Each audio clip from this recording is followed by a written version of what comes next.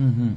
A família, ou as famílias, como foi dito aqui, claro que elas choram, mas elas querem saber de fato quem cometeu aquela atrocidade. Perfeito. Se ela não tem certeza também, fica uma dúvida, uma nuvem, fica assim meio que... Era visível que as famílias não se contentaram com o resultado dessa condenação, porque percebe que ali eles não eram os autores, aqueles que foram condenados agora, e há autores verdadeiros que não se submeteram ao julgamento no caso Curió. E o cruel é que a verdade está com cada um.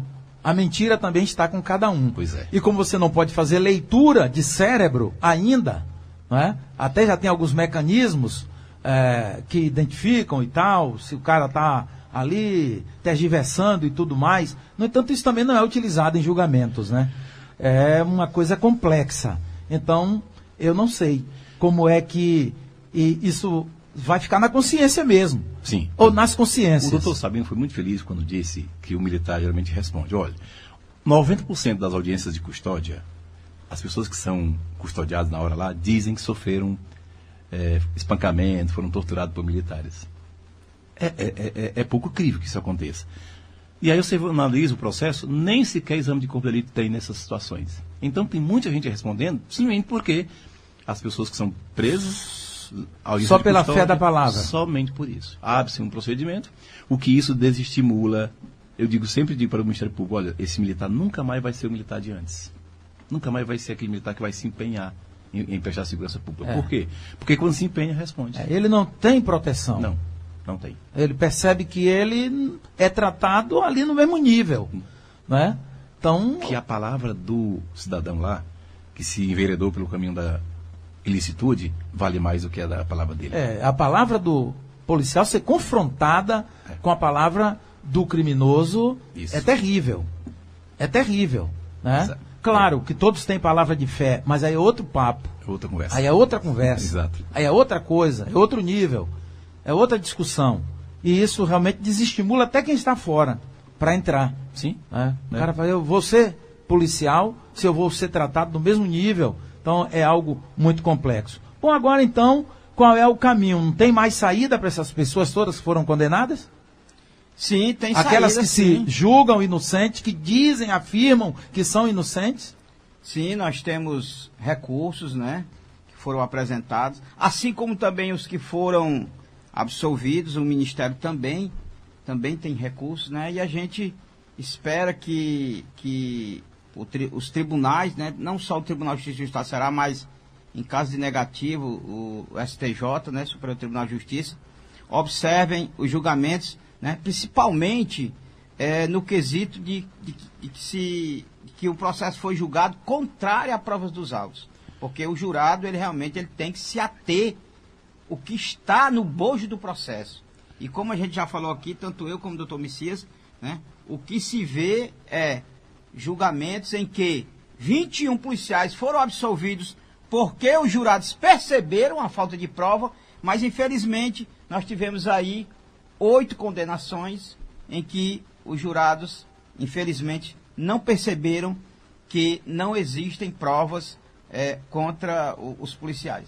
Bom, esse recurso vai para onde? Para o S? Primeiro para o TJ, se é. Vai para o TJ ainda aqui. E de lá, muito provavelmente para o STJ ou até mesmo o STF, é possível chegar lá. Mas esse caminho é longo e penoso e demorado. Penoso, né? Árduo, incerto e por aí vai.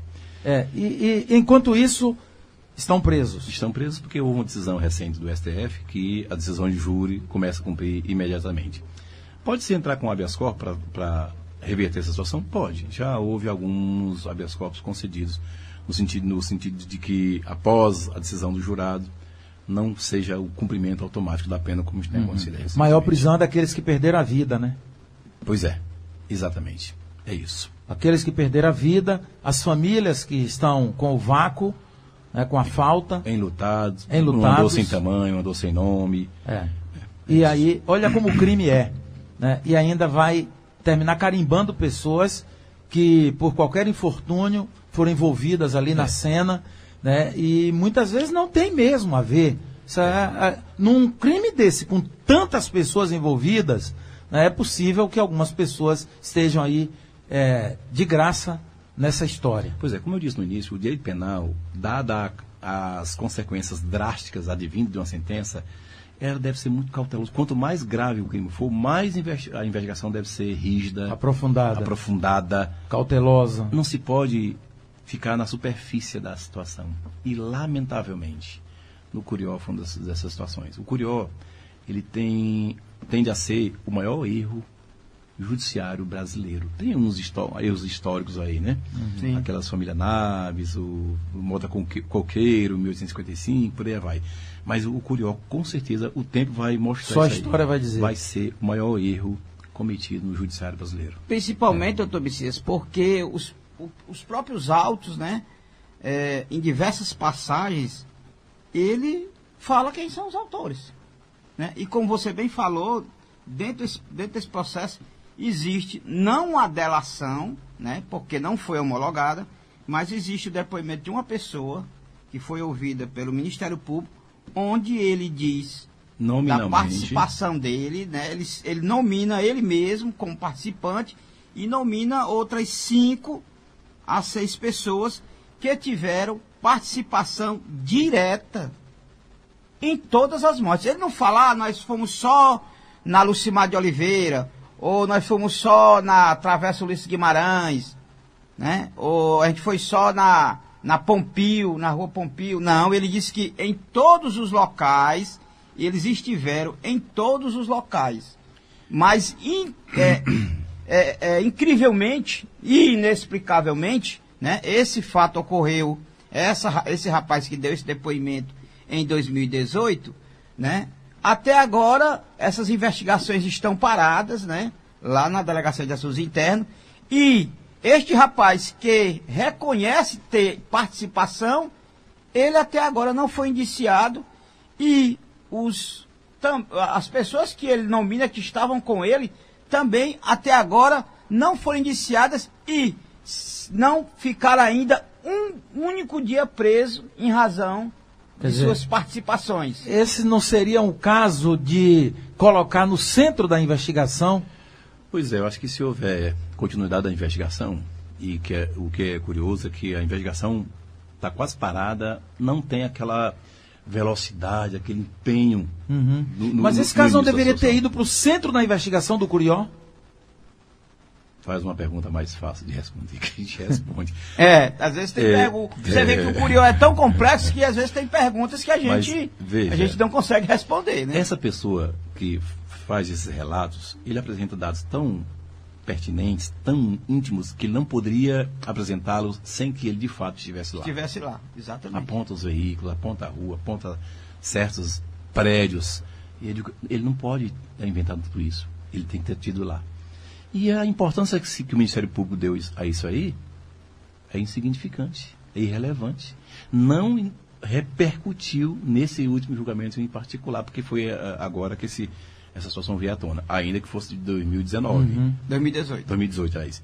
Mas o Ministério Público não deu importância aqui. Então, se houver uma investigação séria, essa história toda vai mudar. Pode ficar certo disso. E o Curió, repita-se, vai ser registrado como o maior erro do judiciário brasileiro. Mas aí o estrago já estará feito, né? Na vida de todos. Foi primeiro o estrago na vida de 11 pessoas que morreram. Da família dessas da família, pessoas, daquelas pessoas, porque não são só as 11 pessoas, aí extensiva às famílias, 11 famílias destruídas, destroçadas, não é? E aquelas pessoas que ficaram feridas, todo aquele cenário ali que ficou manchado, né? E as pessoas que foram condenadas injustamente, que não dá para dizer. As pessoas dizem, mas a gente aqui não tem como garantir, porque nem o júri teve como ter certeza. Como eu falei no início, o clima festivo pós-julgamento não contaminou as famílias da vítima. Se circunscreveu ao Ministério Público, à Defensoria Pública como assistente da acusação. Foi isso que foi notado. Viu? Bom, então aguardemos agora os próximos passos. Agradecemos a vocês pela vinda aqui, hein? Eu acho que esclarecemos um pouco, sempre dizendo que não estamos nem de um lado, nem do outro. Estamos no centro. Estamos sentados no fiel da balança. A busca da verdade, né?